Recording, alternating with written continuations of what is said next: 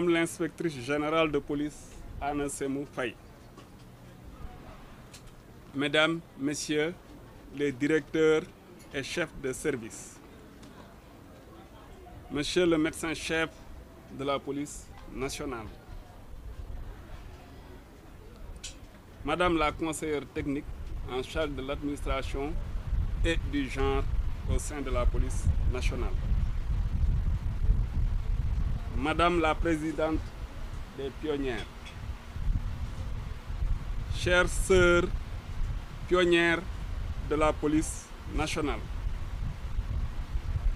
Chers fonctionnaires de police, en vos rangs, grades, titres et qualités. Chers partenaires, c'est avec beaucoup de fierté et un engagement sincère que je prends la parole en cette journée marquant la célébration d'Octobre Rose pour la police nationale. Madame la marraine, Mesdames et Messieurs, les cancers féminins, notamment ceux du sein et du col de l'utérus, représentent une menace majeure pour la santé publique.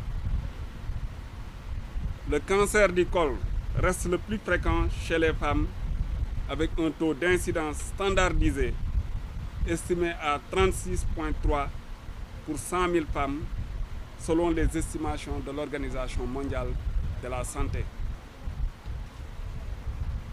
Donc, le cancer arrive en deuxième place avec environ 1800 nouveaux cas chaque année selon l'estimation de 2024.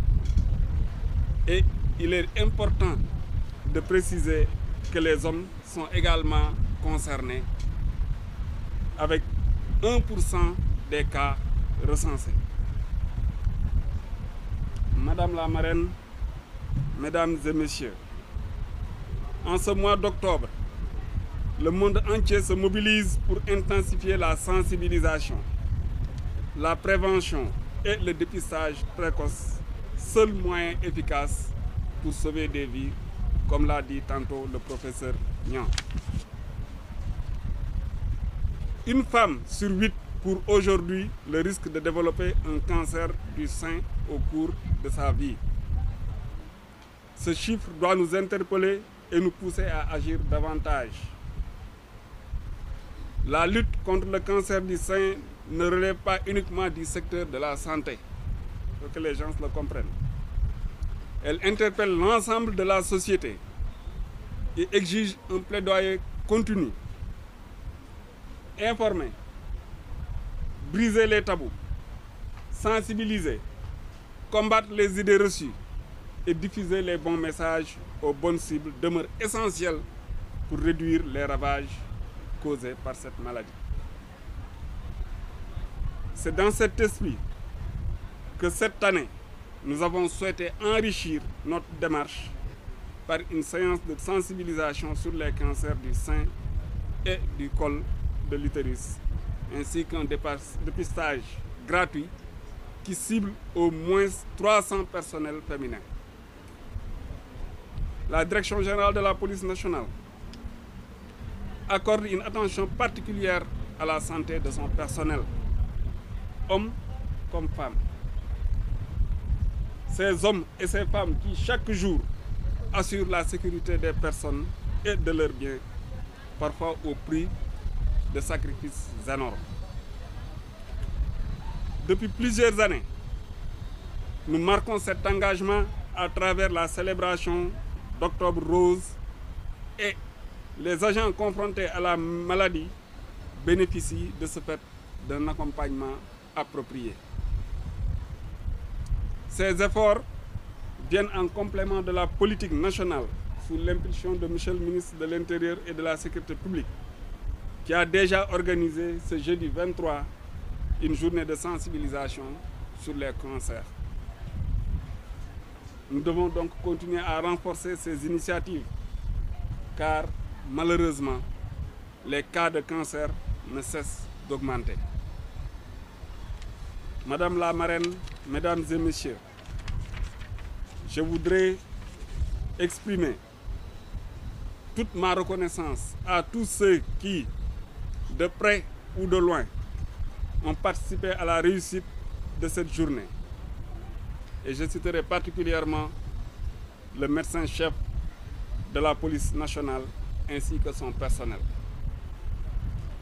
Je profite de l'occasion pour féliciter vivement le commandant du groupement opérationnel de Dakar, le commissaire de police Ndiaga Ka, qui, comme vous pouvez le remarquer, Madame l'inspectrice générale, Ndiaga Ka a sensiblement et positivement changé le visage du camp Abdou Diassé. Le reboisement, la reverdure, le déguerpissement et la bonne tenue de ce cantonnement contribuent à redorer l'image de la police nationale et montrent à tout point de vue qu'avec la volonté, on peut réussir beaucoup de choses sans tout attendre de l'autorité centrale. Je demande donc à tous les chefs de service de dupliquer ce modèle d'engagement, car le cadre de vie et l'environnement sont des aspects importants également de la sécurité. Madame l'inspectrice générale, je voudrais vous témoigner de toute ma reconnaissance pour avoir servi pendant un temps sous vos ordres. Je voudrais témoigner ici des orientations, des conseils que vous continuez à nous prodiguer de là où vous êtes dans le cadre de l'exercice de nos fonctions. Soyez-en véritablement remerciés. Ce choix porté sur votre personne n'est pas fortuit. Et vous avez été à la hauteur de l'engagement. Je vous remercie votre famille ainsi que toutes les pionnières qui vous ont accompagnés. En déclarant ouverte cette journée de sensibilisation sur les cancers féminins dans le cadre d'Octobre Rose 2025, j'invite chacune et chacun d'entre nous à être les relais de sensibilisation, de bienveillance et d'empathie afin de bâtir une police où la santé et la dignité de tous sont préservées pour une police plus performante. Dans l'honneur au service de la loi.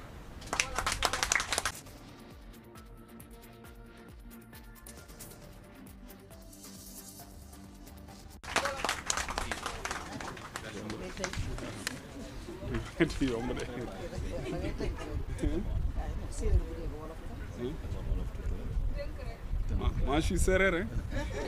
Comment on fait? En sérère? Ok. Fogale sereer maxey simna nuun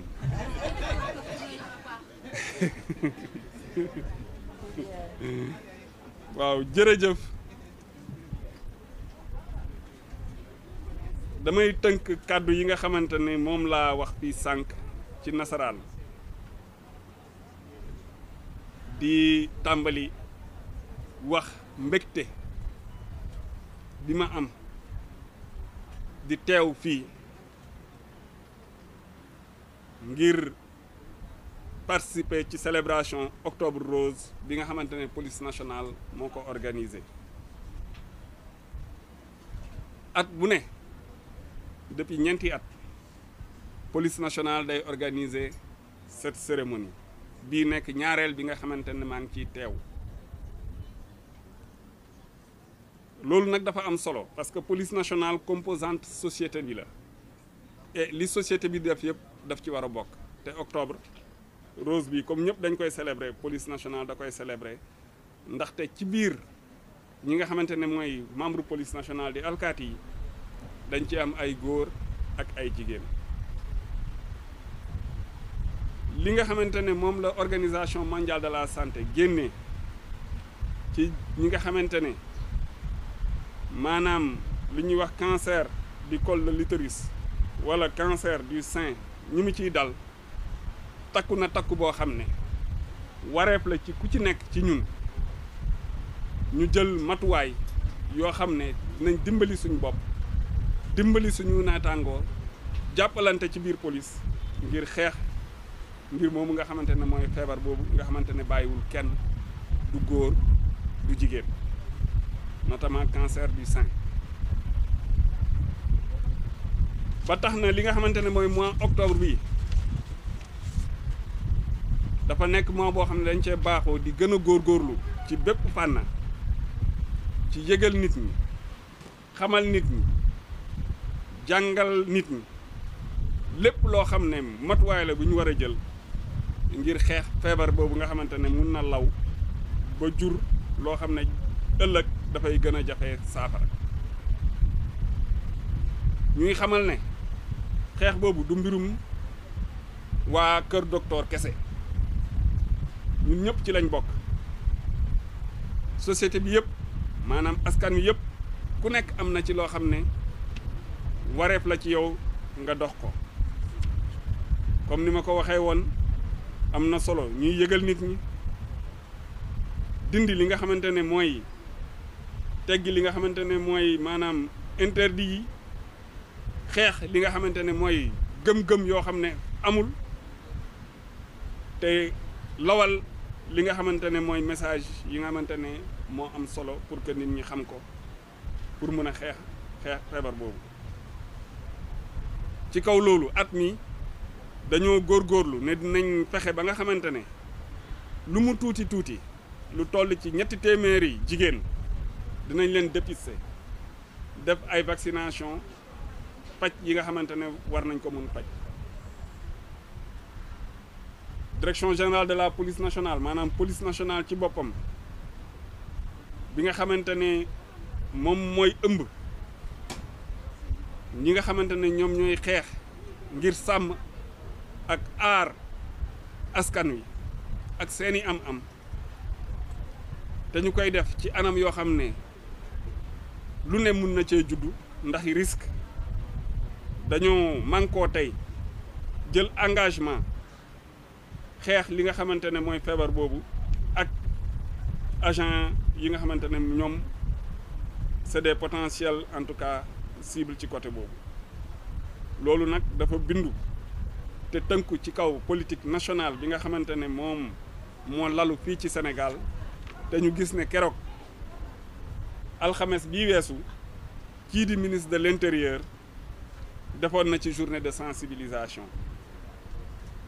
ñun nag suñu wareef mooy dëgëral loolu wéyal li nga xamante ne moom mooy politique nationale boobu dëggal ko ci biir police ba nga xamante ne lépp loo xam ne yootu nañ ko ci résultat bu baax yàlla defaral ñu ko ci. damay profito gërëm kii nga xamante ne mooy marraine bi di suñu kilifa di Anna Sémou Faye mi nga xamante ñun commandé nañu pendant un temps te mu nekk référence ci ñun di gërëm ki nga xamante ne mooy médecin chef bu police nationale ak ñi nga xamante ne ñoo ànd ak moom di gërëm également ki nga xamante ne mooy suñu conseillère technique en charge de l'administration et du genre di nag beral loxo aussi ki nga xamante ne mooy commandant camp bi nga xamante ne moom moo ñu accueillir fii tey ci cadre bi nga xamante ne jox nañu ko tey